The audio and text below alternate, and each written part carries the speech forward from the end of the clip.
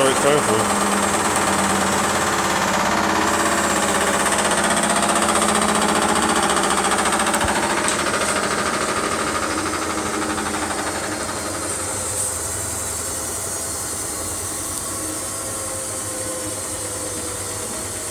Completely disappeared at a certain spin rate, isn't it? Yeah, it's to do with it allowing it out. It's basically banging against something. Well, the only thing that's going on is the drum is spinning inside the outer drum, but I think the whole casing's hitting against something. no.